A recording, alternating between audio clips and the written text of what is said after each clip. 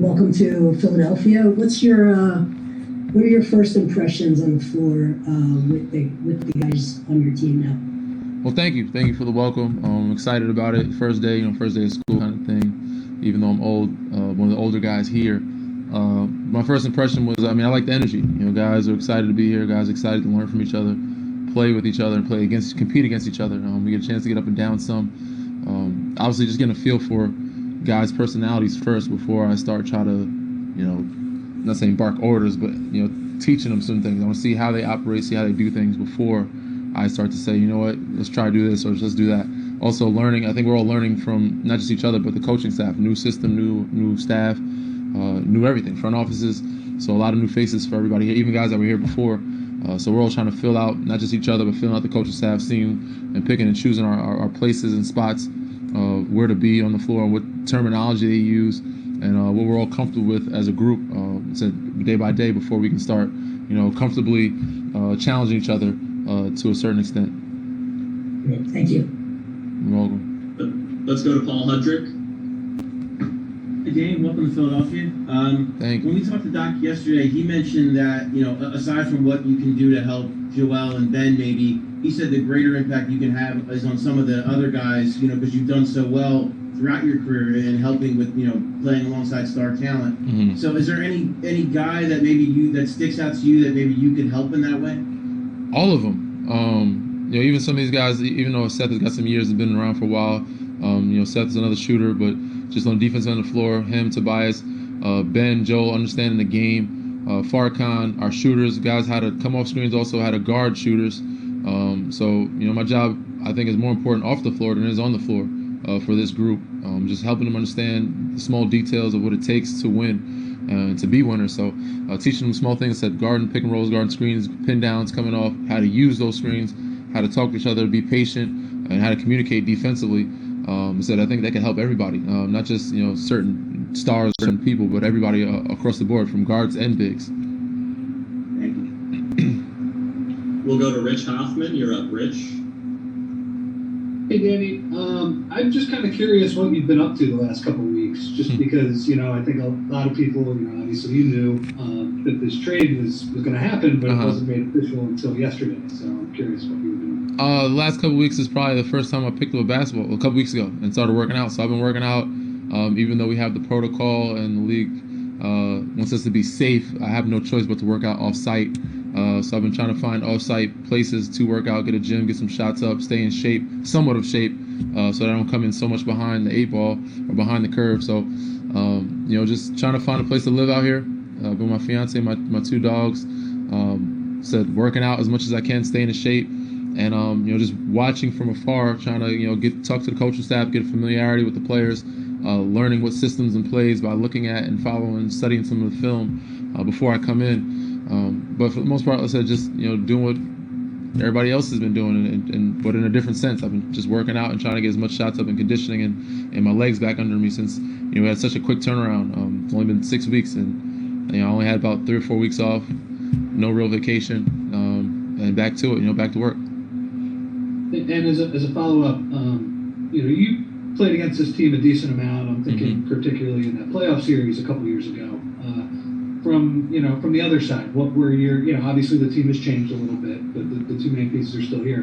What were your impressions of playing against them? A lot of their main pieces are still here, and they're one of the toughest teams. I always hated playing in Philly, one of the toughest teams at home to play against, especially with Joel, Ben, defensively, how good they were, how much they pushed the pace. Obviously Tobias, how great of a scorer he was. But yeah, it was just a pain to play, especially with the fans getting on you. But they shot it well at home. They played well at home. They defensively, they were a monster. They got after you, and that series was tough. They played us well. They played us to the very end, to the stretch. We won by a landslide. So just remembering how tough they were. Said when they had Jimmy too, but even without Jimmy, they're still the same identity. Very good, tough, scrappy group that hung their hat on the defense end of the floor and pushed the pace offensively. So you had to be very smart and strategic how you attacked them, and it was hard to get off easy looks against them. There weren't many easy looks, so you had to make tough shots against them. We'll do a few more, starting with Noah Levitt. Hey Danny, welcome. So Doc said to us yesterday you're someone who's uniquely equipped to come in on day one and be ready to go. In your career, whether it's the D League, NBA, Slovenia, have you experienced anything like this where you have to join a team like in the middle of camp and have to be ready to adjust to their new systems and all of that? And how do you handle that sort of situation? Luckily for me, no, I have not experienced it. I've been fortunate enough to be traded in the summertime. I've been traded, after the season where I get time to find a place to move, actually implement myself with new guys early and find the system. So yeah, this is new for me. Even though I said I still have some time to get acquainted with the guys, it's not mid-season trade. So I still look at it as positive. But yeah, this is the first time that I'm kind of starting behind the curve a little bit and not be able to be here first day one of training camp.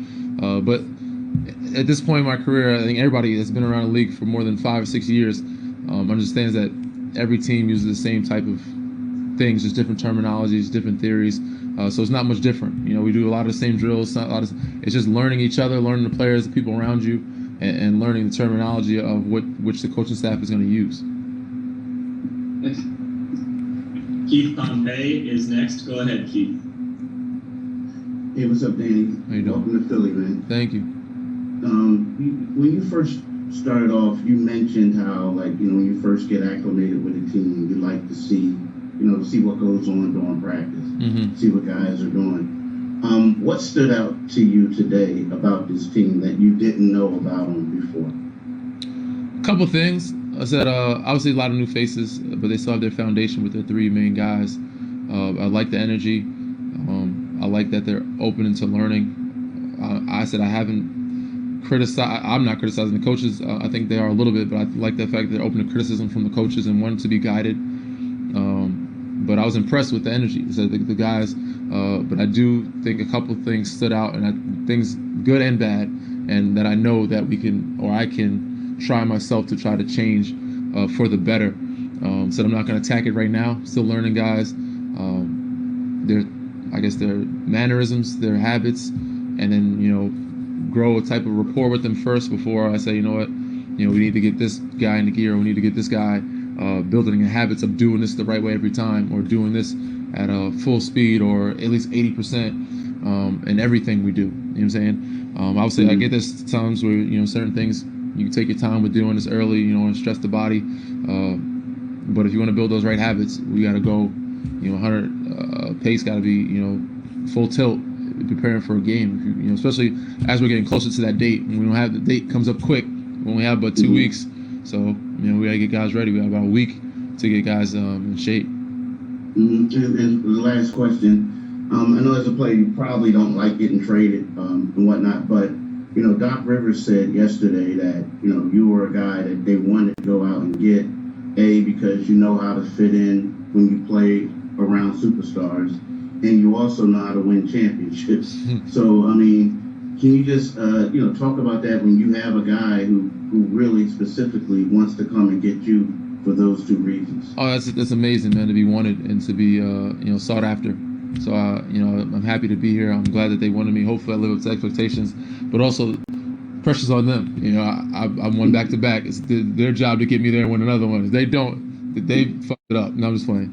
But yeah, I have a lot of pressure on me. Not a lot of pressure, but my job is to come in here and to help these young guys, and even some of the experienced guys, me and Dwight, to teach them and give them the winning atmosphere, the winning culture, and building that. And it's not gonna happen overnight. It takes day by day, and that's a process. That's a project that you hopefully by All-Star break, toward the end of the season, guys are mentally prepared for what's to come.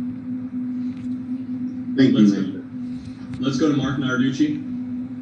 Danny, when you were first traded to OKC, did you know that you'd be moving on from there? What was the reaction when that first happened? There's a lot of moving parts. I wasn't sure. I wasn't sure if that was the final destination. I know I had talked to my agent. I didn't get a chance to talk to Sam. I would have liked to, but I had a feeling that it wasn't the last spot. But I said I never got a chance to have that conversation. I had a chance to have a discussion, or actually, feel it out. But I respected and Sam and that organization of what they were trying to do, and I was them kind of seeking to go get me as well. Sought after me too. But I know they're in a rebuild mode. I know things are going to be difficult there and tougher there to rebuild or try to build a winning culture. It's going to take a little longer process. I never got a chance to actually talk to Sam, so it was in a feeling, but it was never really a discussion, so I didn't know. So when it did happen, you were coming here. Just your thoughts. You were traded first to a rebuilding team, and now you're to a team that can contend again. How about your reaction? I was totally caught off guard, surprised, but in a good way. I thought it was a great spot. I've been very lucky most of my career, and being put in positions of opportunity to be successful, not just individually but as a group. So yeah, man, I was excited about being back in the East and with a team that's a contender, and the pieces the movements that they were making, not just me, because after me they started making even more moves, picked up even better pieces. So I was like, I like what we got going. I like the pieces we have. I like the pieces they're going to get and the movements they're making. So I was impressed, and the fact that they wanted me and wanted me to be one of the guys to lead the team. So how can I say no to that? How can I not be excited about that opportunity? Thank you. Of course. Last question from Kyle Newbeck. Go ahead, Kyle.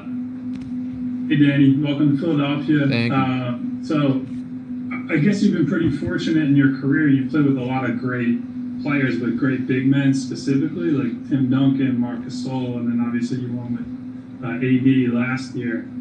How much can you apply in terms of floor spots and helping out Joel when he's in the post, just based on playing with those guys, and how much of it's just going to be a process and feeling him out individually? Both, 50-50. But more so just, I said, because I played with so many bigs, I'm accustomed to playing out of the post quite a bit. And it started obviously with Timmy, LaMarcus, we had there. We didn't play as much in the post with Toronto, but Kawhi played in the post some. But with AD, Bron, JaVale, Dwight, even though they didn't feed him in the post much, but a lot of guys played throughout the post. But playing with those guys, I've been able to know the spacing easy. And I was kind of implementing that with the guys, these younger guys here, and them understanding how to move, how to cut, when to move, when to cut, and how to just stay spaced and be patient and let those guys operate and just be ready to shoot when and if they double and they find you.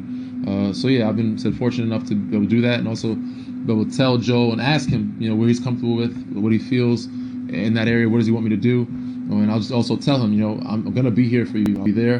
I'm usually either gonna move this way or move that way, so it'll be an easier pass for you. But it's just a communication factor of feeling each other out and what's comfortable for both of us to be successful.